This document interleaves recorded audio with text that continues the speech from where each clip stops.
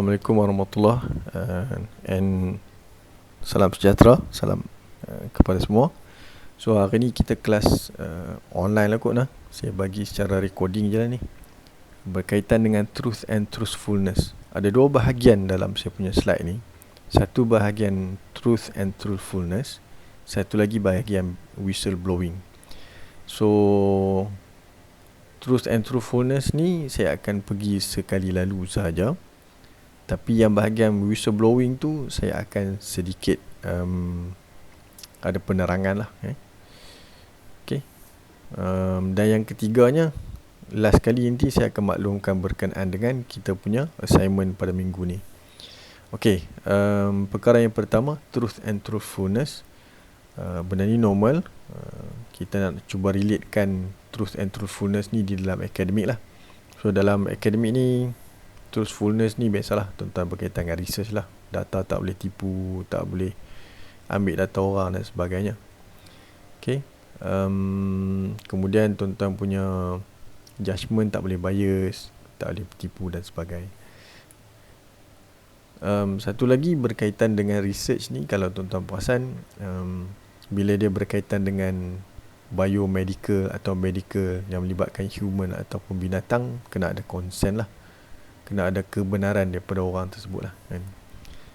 Tapi kalau macam animal, dengan animal macam mana kita nak minta kebenaran kat dia kan?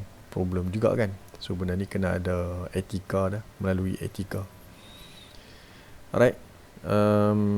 Tak boleh tiru dalam research, kena bagi kredit kat orang lain, citation kena ada.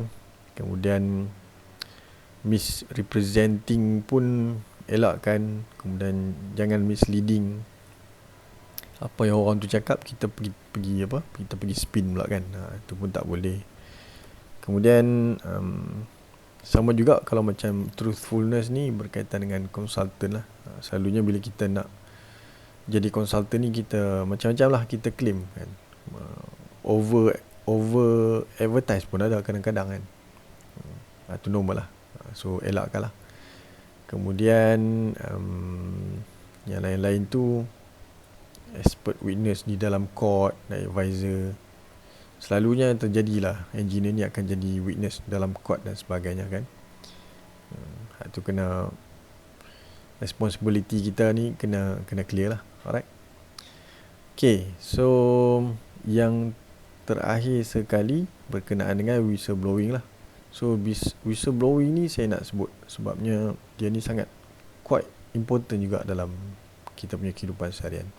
So dalam engineering ni, whistleblower ni adalah orang yang membuat report tentang salah laku lah di dalam satu company. Okay. Dan sebabnya kenapa berlaku salah laku, sebabnya macam inilah, kita ni engineer, kita kena lebihkan berkenaan dengan public safety, health dan juga welfare. So kalau salah laku tu melibatkan public safety, health and welfare, kita kena pergi kepada menjadi orang yang melaporkan lah, which is what we call it as a whistleblowing kind of activities. Okay. So isu dengan whistleblower ni kadang-kadang kita tak ada data yang penuh mengatakan benda tu salah, tapi memang nampak berlaku kesalahan. Cuma data secara komplit tak boleh. Jadinya dia kena ada satu benda yang agak clear lah, baru kita dibenarkan untuk buat report dan menjadi whistleblower ni. So apakah line yang clear tu? Yang pertama sekali, kalau tuan-tuan tengok, salah laku tu melibatkan ancaman kepada public safety. Then kalau macam benda tu, kesalahan tu macam biasa-biasa saja, sekadar je sakit hati kawan tu, tak ajak kawan makan, yang tu tak apa. Yang tu nak boycott, nak bagi bos jatuh ke apa, yang tu tak ada masalah. Yang tu bukan engineering punya skop lah. Skop kita jikalau salah laku di dalam company tu akhirnya membawa kepada public safety, dan kita kena buat report.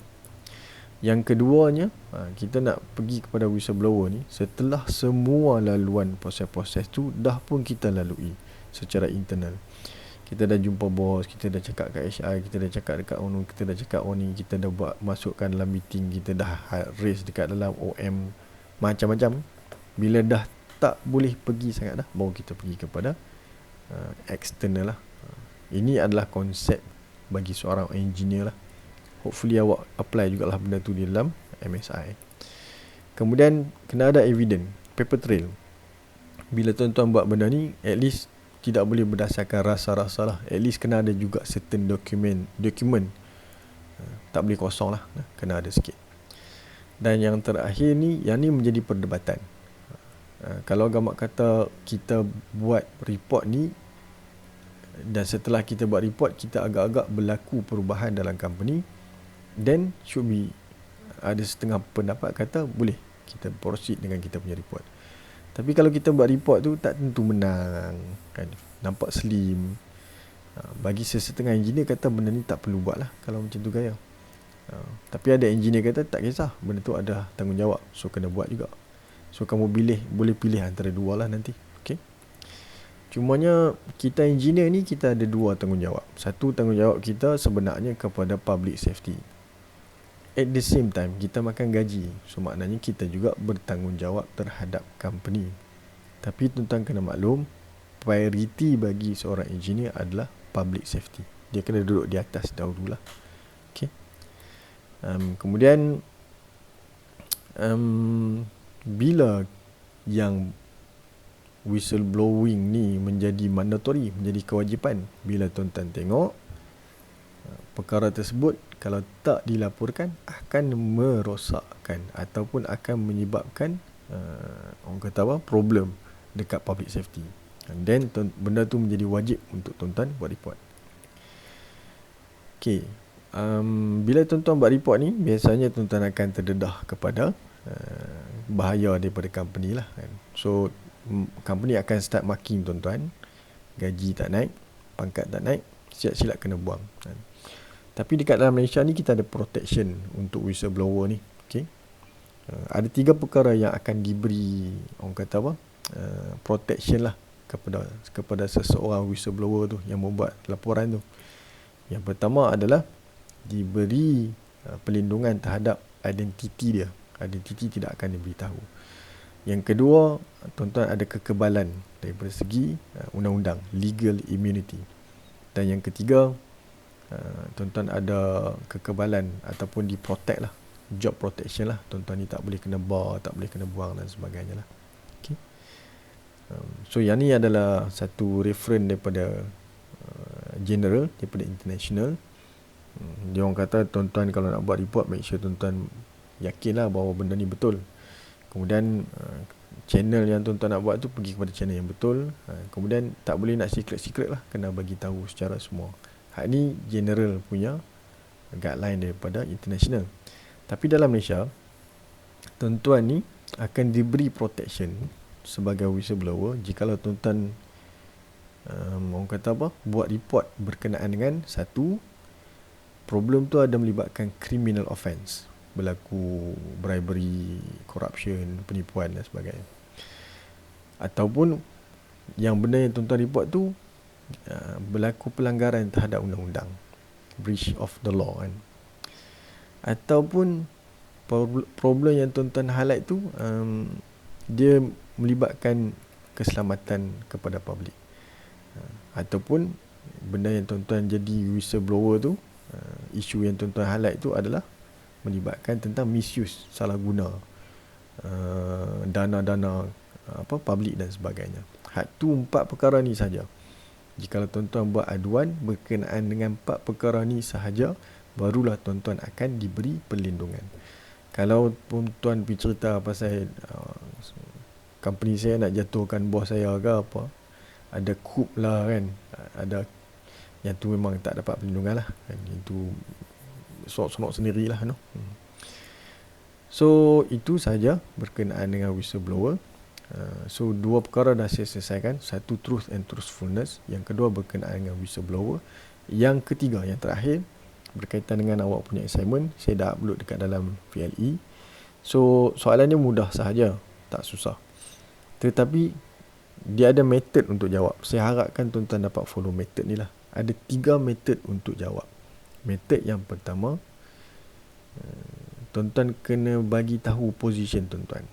Adakah tuan-tuan bersetuju dengan kenyataan tersebut atau tak bersetuju dengan kenyataan tersebut, atau tuan-tuan ada pendapat lain selain daripada setuju dengan tak setuju. Hak tu metod yang pertama, first kali tuan-tuan kena buat. Tuan-tuan kena state your claim, whether you agree or you do not agree or you have other opinion. That should be the first thing to do. State your claim. And then the second one, after you state your claim, setelah tuan-tuan letak tuan-tuan punya claim, tuan-tuan kena terangkan sikit apa yang dimaksudkan tuan-tuan setuju ke, ataupun apa yang dimaksudkan dengan tuan-tuan tak setuju, ataupun apa yang dimaksudkan dengan tuan-tuan ada pendapat yang lain. So second, you elaborate on your claim. Okay. Dan yang terakhir, yang 3, setelah tuan-tuan membuat penghuraian terhadap claim tersebut, tuan-tuan kena backup dengan data, fakta. Ambil lah yang kredibel punya data, whether statistik ke, whether daripada research paper ke, tapi kena ada provide data yang kredibel. Okay no? So tuan-tuan boleh tengok dekat dalam VLE. Saya bagi masa seminggu, insyaAllah tuan-tuan boleh jawab tu. So kita jumpa lagi minggu depan. Assalamualaikum.